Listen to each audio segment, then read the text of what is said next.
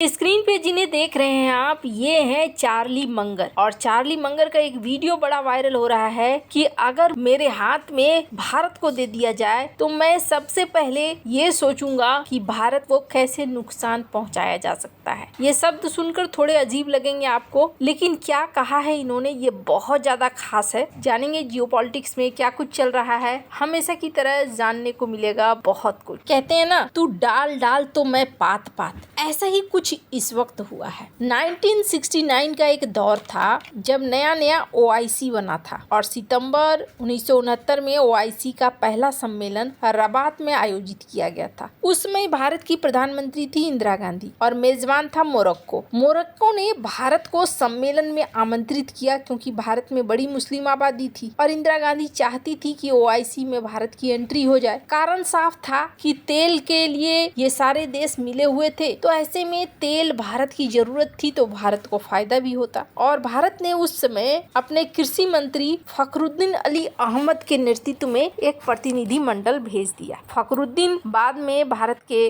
राष्ट्रपति भी बने। फिर क्या हुआ, जब भारतीय प्रतिनिधि मंडल रबात पहुंच गया तब पाकिस्तान के राष्ट्रपति याहवा खान ने भारत की भागीदारी का कड़ा विरोध कर दिया और कहा कि अगर भारत बैठेगा तो हम सम्मेलन में नहीं बैठेंगे, बहिष्कार कर देंगे। इसके बाद आप सोचिए, भारत का प्रतिनिधि मंडल वहां पहुंच चुका था। इसके बाद भारत को सम्मेलन में भाग लेने की अनुमति नहीं मिली और भारतीय प्रतिनिधि मंडल को वापस लौटना पड़ा। उस समय भारत के लिए एक कूटनीतिक झटका माना गया। करीब 50 साल बाद साल 2019 में भारत को पहली बार ओआईसी के विदेश मंत्रियों के बैठक में गेस्ट ऑफ ऑनर के रूप में आमंत्रित किया गया और उस बैठक में तत्कालीन विदेश मंत्री सुषमा स्वराज ने अपना भाषण दिया, जबकि पाकिस्तान ने इसका विरोध किया था। लेकिन पाकिस्तान के विरोध को नजरअंदाज करते हुए भी भारत को खास अतिथि के तौर पर ओआईसी में बुलाया गया। तो अचानक से क्या हो गया ऐसा जो फिर ओआईसी ने भारत को न्योता दे दिया था। अभी जो आप देखते हैं ना, सऊदी अरब हो या यूएई हो, ये पाकिस्तान का खुलकर साथ नहीं देते और पाकिस्तान को इस बात की नाराजगी खूब होती है। इसके पीछे कारण है और वो कारण क्या है, भारत ने अपनी कमजोरी को अपना सबसे बड़ा हथियार बना लिया। और वो हथियार कैसे, जैसे कि सऊदी अरब इस चीज को बहुत अच्छे से जान रहा है कि भारत में कई रिफाइनरियां काम करना शुरू कर चुकी हैं और ऑयल का प्राइस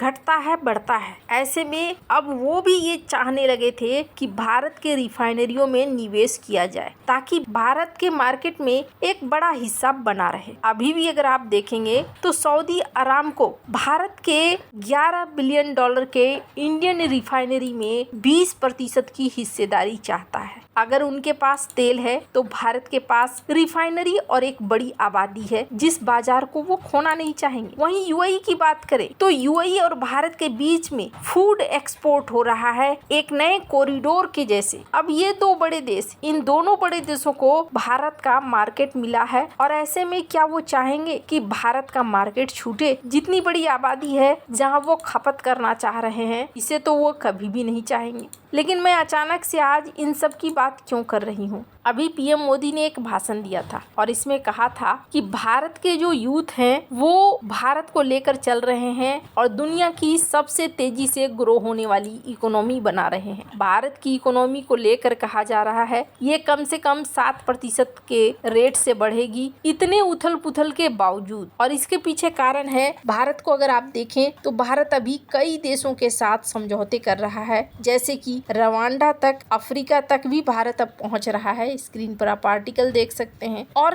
कहते हैं ना कि किस्मत भी मेहरबान होती है आपके ऊपर, ऐसा ही सीन अभी बनता हुआ भी दिख रहा है। ओपेक देश जो एक समय ऐसा था कि तेल के प्रोडक्शन में कटौती करते थे ताकि तेल की कीमत बढ़े, अभी जो युद्ध का माहौल बना है और यूएई ओपेक से बाहर हो गया है, अब सीन ऐसा देखने को मिल रहा है कि ये देश अब प्रोडक्शन बढ़ाने की तैयारी कर रहे हैं। यानी प्रोडक्शन बढ़ेगा तो तेल की कीमत कंट्रोल होगी, जो भारत के लिए सबसे अच्छी बात है, भारत की बढ़ती इकोनॉमी के लिए सबसे ज्यादा जरूरी है। पर ये आंकड़े मैं आपको क्यों दिखा रही हूँ, ये आंकड़े मैं आपको इसलिए दिखा रही हूँ कि चार्ली मंगर जो चीज कह रहे थे भारत उस चीज को कर रहा है। स्क्रीन पर इस वीडियो को देखिए आप। Just reverse the problem. I inverted.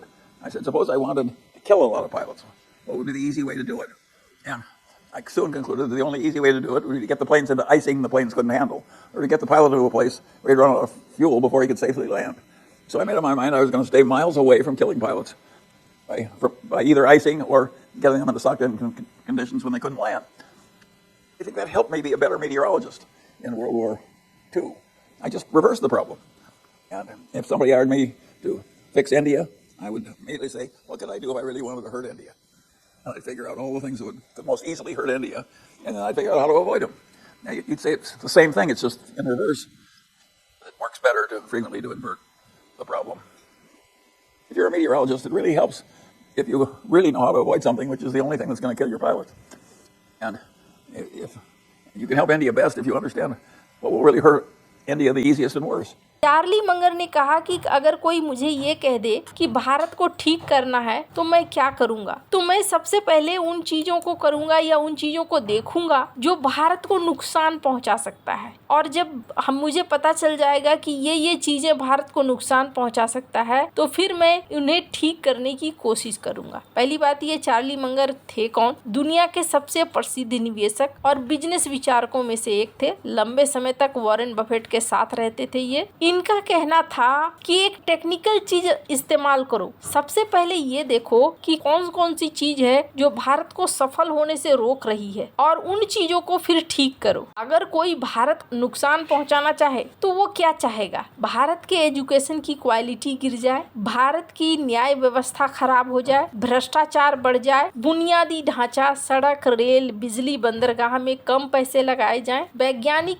Research और नए आविष्कार रोक दिए जाएं, सामाजिक और सांप्रदायिक तनाव को बढ़ा दिया जाए और विदेशी निवेशकों का भरोसा कम कर दिया जाए, सरकार की नीतियां बार बार बदलती रहें, तो इन सब का उपाय क्या होगा? इसका उल्टा करना है, उससे भारत ठीक हो जाएगा। अभी अगर बात करें, चार्ली मंगर ऐसा सोचा करते थे और भारत इसको इम्प्लीमेंट कर रहा है। यही वजह है कि दुनिया भर में चाहे कितनी भी उथल पुथल मची है, पर भारत स्थिर है और आगे बढ़ रहा है। भारत ने यहाँ पर इंफ्रास्ट्रक्चर में निवेश करना शुरू कर दिया, रिसर्च और मैन्युफैक्चरिंग को बढ़ावा देना शुरू कर दिया और सबसे बड़ी चीज, अपनी पॉलिसी में इन्होंने स्थिरता लाना शुरू। अभी अगर भारत को देखें तो भारत एक बिल्कुल सही जगह पे है। स्क्रीन पर आप एक आर्टिकल देखिए, भविष्य की भी तैयारी कर रहा है। गवर्नमेंट सेमीकंडक्टर डिमांड को देखते हुए 150 बिलियन डॉलर का मार्केट तैयार कर रही है। वैसे भारत